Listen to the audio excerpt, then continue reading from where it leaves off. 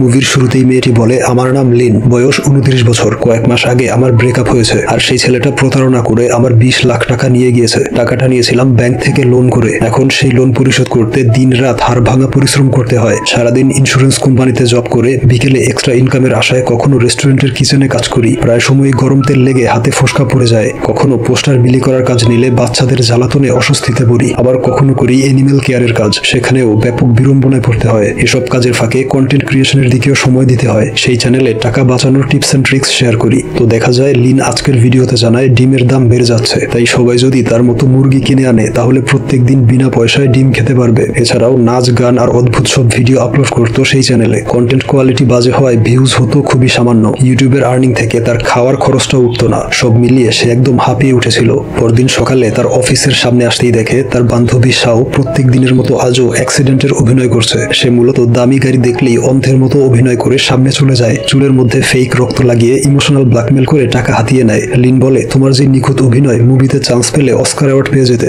তখন দামি আরেকটা গাড়ি দেখে শাও চলে যায় তার কাজে। আর লিনকে কেউ একজন ফোন করে বলে সে ইউটিউব কাস্টমার সার্ভিস থেকে বলছে। লিন তার চ্যানেলের ডেসক্রিপশনে ব্যাংক অ্যাকাউন্ট নাম্বার দিয়েছিল যাতে মানুষ তাকে ডোনেশন পাঠায়। এইভাবে টাকা তুলে সে ইউটিউবের নিয়ম ভঙ্গ করেছে। এই কারণে তার চ্যানেলটা সাসপেন্ড করা হবে। তবে জানানো হয় একটা উপায় আছে চ্যানেলটাকে বাঁচানোর। তার জন্য 30,000 টাকা জরিমানা দিতে হবে। তার কথা মতো লিন তখনই এটিএম বুথে চলে যায়, কিন্তু টাকা পাঠানোর সময় বুঝতে পারে যে অ্যাকাউন্ট নাম্বারটা তাকে দেওয়া হয়েছে সেটা হচ্ছে একটা পার্সোনাল অ্যাকাউন্ট। আর ইউটিউবের মতো একটা কোম্পানি কখনোই পার্সোনাল অ্যাকাউন্টে টাকা পাঠানোর কথা বলবে না। এই ভেবে সে কার্ড বের করে চলে আসে তার অফিসে। তাদের ইন্স্যুরেন্স কোম্পানির ডাটাবেজে অ্যাকাউন্ট নাম্বারটা সার্চ করতেই লোকটার সমস্ত ডিটেল চলে আসে। তার নাম হচ্ছে ওয়াং। লিনের বুঝতে বাকি থাকে না সে স্ক্যাম হয়ে যাচ্ছিল। আর একটু হলেই টাকাগুলো হাতিয়ে নিত। বলে, আপনার বায়োডাটা বের করেছি, এখনই সোশ্যাল মিডিয়ায় পোস্ট করব আর আপনাকে পুলিশে ধরিয়ে দিব। এই শুনে ওয়াং বুঝতে পারে সে ধরা পড়ে গিয়েছে, তাই মুখ বন্ধ রাখার জন্য 5,000 টাকা অফার করে। তবে লিন দাবি করে 20 লাখ টাকার। এই শুনে ওয়াং বলে, এর চেয়ে ভালো আপনি পুলিশে কমপ্লেন করুন। তখন লিনের মাথায় একটা আইডিয়া আসে, আগামীকাল তার সাথে দেখা করবে। পরদিন সে জায়গা মতো চলে আসে। দূর থেকে দূরবীন দিয়ে দেখে আর ফোনে উল্টাপাল্টা অ্যাড্রেস বলে তাকে ঘোরায়। বলে, আপনাকে এক্সপোজ করব না, পুলিশেও ধরিয়ে দিব না, যদি আপনি আমার এক্স বয়ফ্রেন্ডকে স্ক্যাম করে 20 লাখ টাকা এনে দিতে পারেন, যে টাকাটা সে প্রতারণা করে আমার থেকে নিয়েছিল। এরপর ওয়াং তার লোকেশন বুঝতে পেরে তার সামনে চলে আসে। বলে, ঘটনাটা বুঝিয়ে বলুন। লিন বলে, অবশ্যই, তবে ফোনে বলবো, আর আপনি নিরাপদ দূরত্ব বজায় রাখবেন। সে বলতে শুরু করে, প্রায় বছর খানেক আগে তার চাকরি চলে যায়। মন ভালো রাখার জন্য টেনিস ক্লাবে ভর্তি হয়েছিল। সেখানে একদিন হিরোর মতো তাকে বাঁচিয়ে নেয় জুন নামের এক ছেলে। তারপর থেকে তারা রিলেশনে জড়িয়ে পড়ে। সে এতটা কেয়ারিং ছিল যে লিন ইন্টারভিউ দিতে গেলে সেখানেও খাবার নিয়ে চলে যেত। লিন কাজ শেষে বাড়ি ফিরলে বডি মাসাজ করে দিত। এমনকি লিনের চুল দিয়ে ব্রেসলেট বানিয়ে তার হাতে পরতো।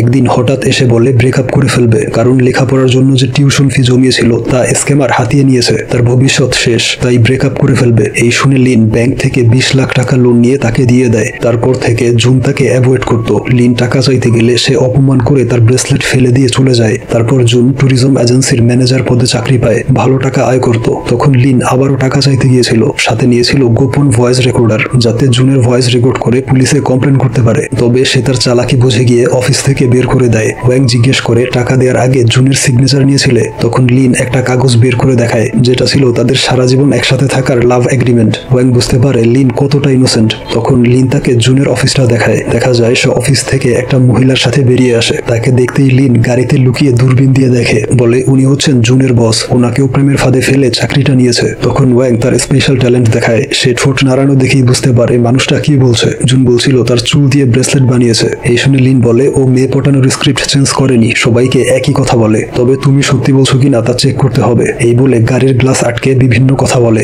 এরপর গ্লাস খুলে তাকে জিজ্ঞেস করলে বুঝতে পারে সে সত্যি ট্যালেন্টেড।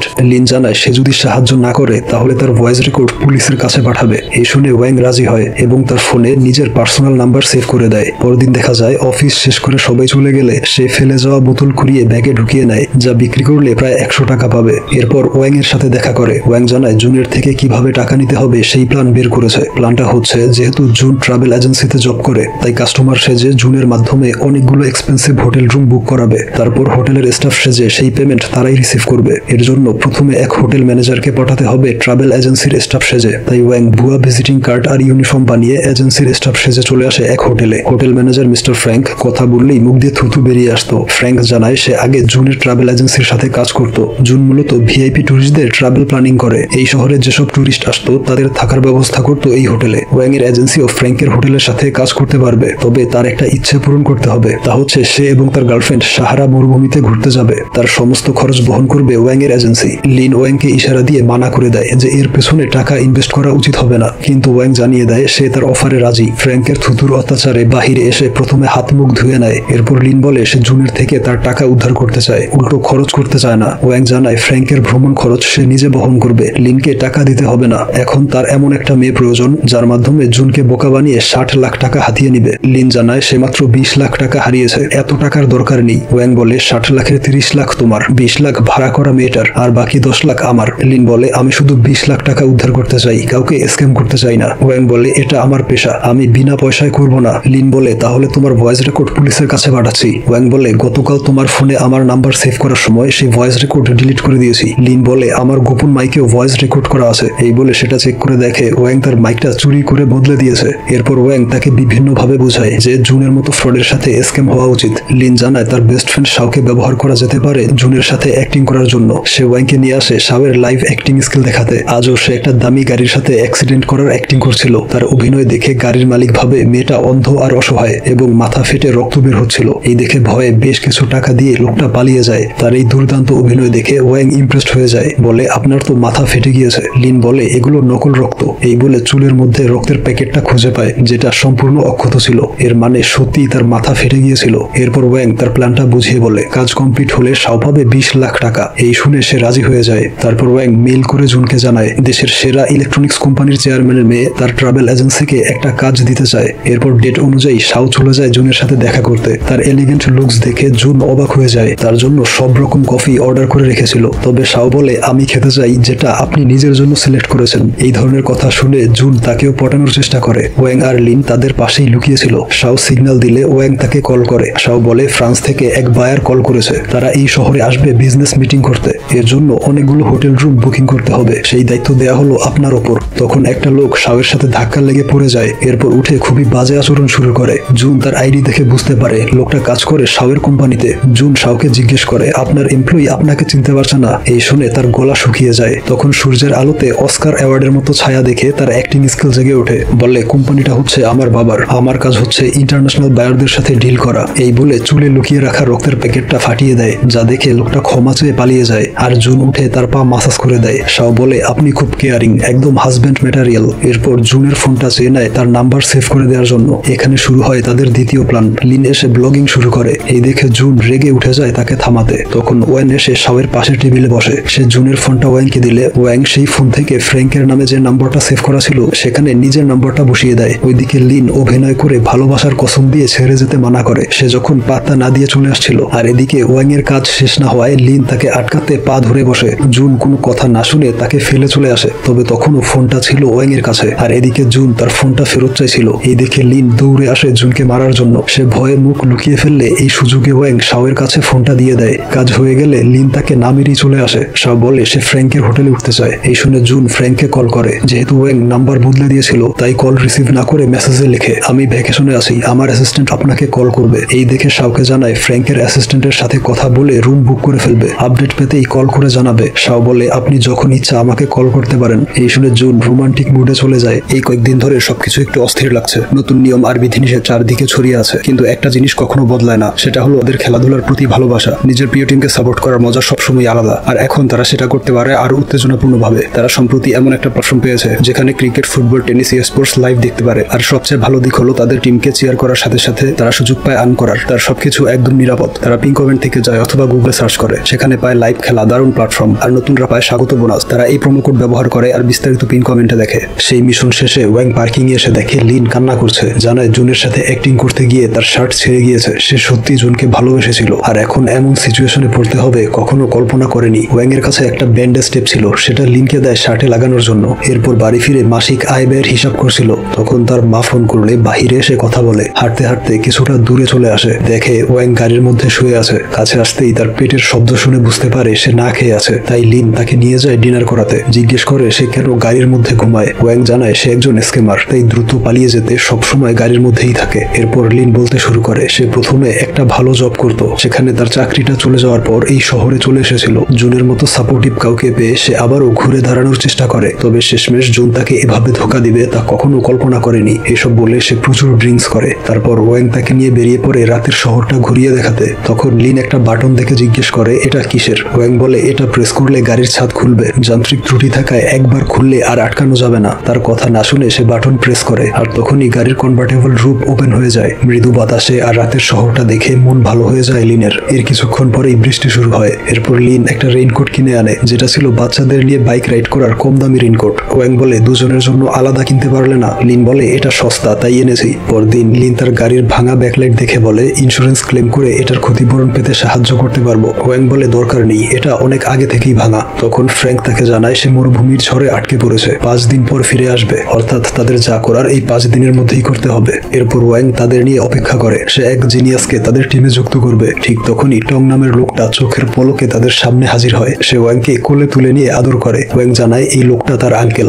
উনি তাকে কোলে পিঠে করে বড় করেছে আর এখন ওনার কাজ হচ্ছে ফ্র্যাঙ্কের অ্যাসিস্ট্যান্ট সেজে জুনের সাথে ডিল করা। ওনার স্পেশালিটি হচ্ছে উনি অভিনয় আর চুরিতে এক্সপার্ট এবং চোখের পলকে যা কিছু করে ফেলতে পারে। রং দেখায় এখানে আসার পথে এই সব কিছু চুরি করেছে। তার এই ট্যালেন্ট দেখে তারা অবাক হয়ে যায়। এরপর ওয়াং তাকে ফাইল এবং কাজ বুঝিয়ে দেয়। সে বিদায় নিয়ে চোখের পলকে উধাও হয়ে যায়। সে আসলে ট্রাকে উঠে পড়েছিল আর ওইদিকে তারা হতবাক হয়ে ভাবে যে এক নিমিষে কিভাবে চলে গেল। রং চলে আসে জুনের অফিসে। হোটেল ভাড়া নেওয়ার কন্ট্রাক্ট ফাইলে লেখা ছিল সর্বমোট 60,50,000 টাকা। তবে জুন তার কাউন্টার প্রাইস অনেক কম বলায় সে উঠে চলে আসে। এরপর আবারও গিয়ে বলে বসের সাথে কথা বলে জানাবে। এই বলে ওয়াংকে ফোন করে গান শোনায় আর জুন ভাবে সে বসের সাথে প্রাইস নিয়ে ডিল করছে। এরপর টং এসে জানায় তার বস বলেছে 60 লাখ টাকায় ডিল ফাইনাল করা যাবে যদি সম্পূর্ণ টাকা ক্যাশে পেমেন্ট করে। ব্যাংকে পেমেন্ট করলে ডিসকাউন্ট হবে না। সবশেষে জুন রাজি হয় 60 লাখ টাকা ক্যাশে পেমেন্ট করবে। সেই খুশিতে সবাই চলে আসে একটা পার্টিতে। রং জানায় এখানে তাদের ইনভাইট করা হয়নি, ওয়াং তাদের নিয়ে এসেছে ইনভিটেশন ছাড়াই। এই শুনে লিন বলে ওয়াং খুবই বড় মাপের স্ক্যামার, সামান্য খাবারের জন্য স্ক্যাম করলো, দেখে মনে হচ্ছে সে খুব এনজয় করছে।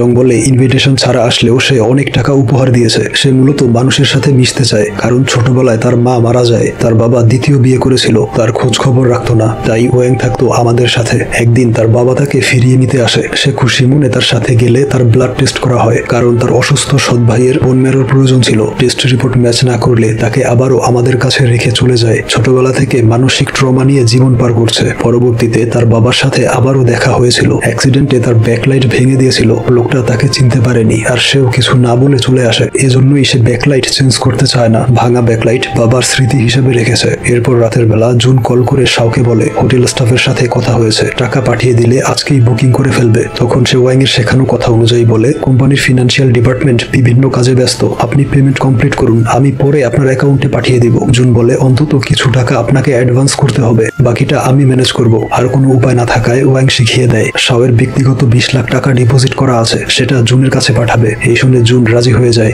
এতে লিন রেগে বলে এখন 20 লাখ টাকা কোথায় পাবে। দেখা যায় ওয়াং তার গাড়ির ইন্স্যুরেন্স থেকে 20 লাখ টাকা লোন নেয়। টাকাটা অ্যাকাউন্টে জমা করে জুনের নামে প্রমিসারি নোটের স্লিপ পাঠায়। সেই স্লিপের ছবি শাও পাঠায় জুনের কাছে। জুন এই টাকা উঠাতে হলে সেই স্লিপটা ব্যাংকে জমা দিতে হবে। এই সিস্টেমকে প্রমিসারি নোট বলা হয়। শাও জানায় আগামীকাল সে আসবে স্লিপ নিয়ে। তাই পরদিন জুন তাকে রিসিভ করতে এয়ারপোর্টে চলে আসে। শাওকে পাঠানোর জন্য মেয়েদের চুলের ব্রেসলেট পরে আসে। শাও জানায় ব্যাংক স্লিপ আনতে মনে ছিল না। জুন বলে আজকেই হোটেল পেমেন্ট কমপ্লিট করতে হবে। শাও বলে আপনি পেমেন্ট করে দিন, আগামীকাল আমার অ্যাসিস্ট্যান্ট স্লিপটা আপনার কাছে পৌঁছে দিবে। জুন রাজি হয় তার এই অফারে। এরপর ব্যাংকে কল করে কনফার্ম হয় তার নামে একটা প্রমিসারি নোট রয়েছে। এই শুনে সিদ্ধান্ত নেয় নিজের থেকে হোটেল পেমেন্ট কমপ্লিট করে দিবে। সেদিন রাতে লিন ওয়াংকে নিয়ে আসে লাভ ব্রিজে। এখানে জুনের সাথে এসে লাভ লক লাগিয়েছিল। প্রচলিত আছে যেই কাপল এখানে লাভ লক লাগাবে তাদের ভালোবাসা স্থায়ী হবে। আর এখন লিন এসেছে সেই লকটা ভাঙার জন্য। ওয়াং অনেক চেষ্টা করে সেটা ভাঙতে না পেরে জুনের নামটা মুছে দেয়। তখন ক্যামেরাম্যান তাদের ছবি তুলে লকেট বানিয়ে 100 টাকা দাবি করে। তবে তারা জানায় তারা কাপল নয়। এই শুনে লোকটা বিরক্ত হয়ে চলে যায়। তখন ফ্র্যাঙ্ক ভিডিও মেসেজ পাঠায়,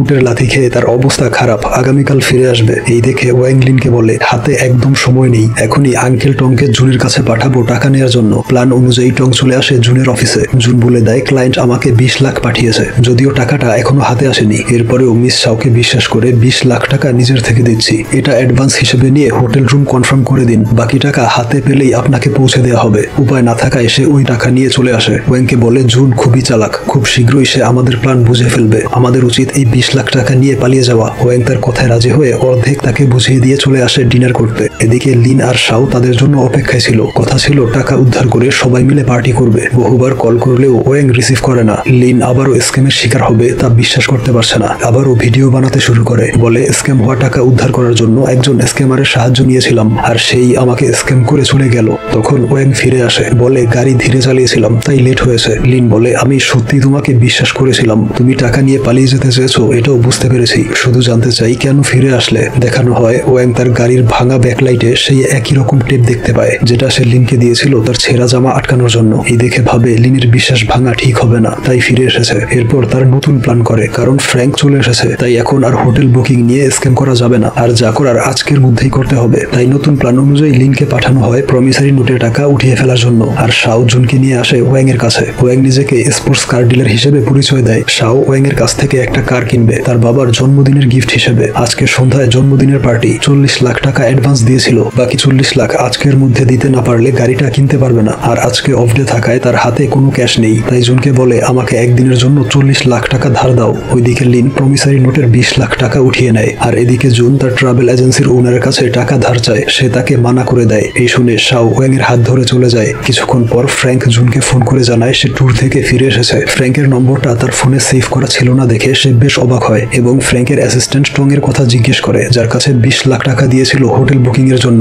ফ্র্যাঙ্ক জানিয়ে দেয় টং নামের কাউকে সে চিনে না। এই শুনে জুনের মাথায় আকাশ ভেঙে পড়ে। তখন সে শাওয়ের গাড়ি ফলো করে লিনকে দেখতে পায় আর এখন বুঝতে পারে ওরা সবাই মিলে তাকে স্ক্যাম করছে। এরপর সে একটা বুদ্ধি বের করে। তারা চলে যাওয়ার পর লিনের বাড়ি চলে আসে। লিনকে জানায় সে সবকিছু জানতে পেরেছে, এটাও বুঝতে পেরেছে যে ওয়াং আর শাও সব টাকা নিয়ে পালাবে, সে তার ভাগ পাবে না। তাই এখন লিন যদি তাকে সাহায্য করে তাহলে সে তার 20 লাখ টাকা উঠাতে পারবে, যেটা হোটেল বুকিং এর কথা বলে ওয়াং আর টং তার থেকে নিয়েছিল।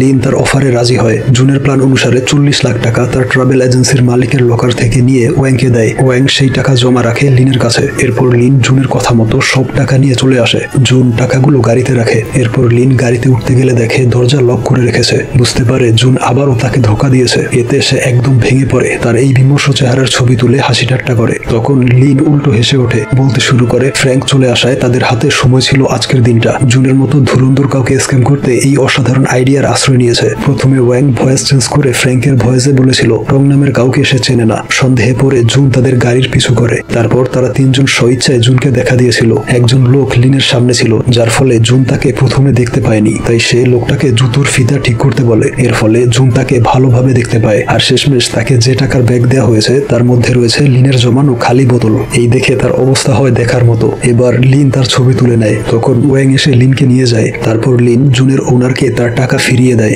যেটা জুন নিয়েছিল তার লকার থেকে। লিনের পুরো কাহিনী শুনে মহিলাটি জানায় জুন লিনের কাছ থেকে যে 20 লাখ টাকা প্রথমে স্ক্যাম করে এনেছিল সেই টাকা তার এই কোম্পানিতে ইনভেস্ট করেছে, আর সেটাই এখন লিনকে ফিরিয়ে দিবে। সব সমস্যার সমাধান করে তারা সারা রাত ঘুরে বেড়ায়। তারপর ওয়াং লিনকে বাড়ি পৌঁছে দেয়। লিন বলে গাড়িতে একটা জিনিস লুকিয়ে রেখেছি, খুঁজে দেখো। সে খুঁজে পায় তাদের দুজনের সেই ছবিটা, যেটা লাভ ব্রিজের উপর তুলে তাদের থেকে 100 টাকা চেয়েছিল। অর্থাৎ সেদিন লিন সেটা কিনে নিয়েছিল। সব শেষে ওয়াং নিজেকে বদলে ট্যাক্সি ড্রাইভার পেশায় যুক্ত হয়। তার প্রথম প্যাসেঞ্জার হিসেবে ট্যাক্সিতে ওঠায় লিনকে। আর এখানেই মুভিটির সমাপ্তি ঘটে।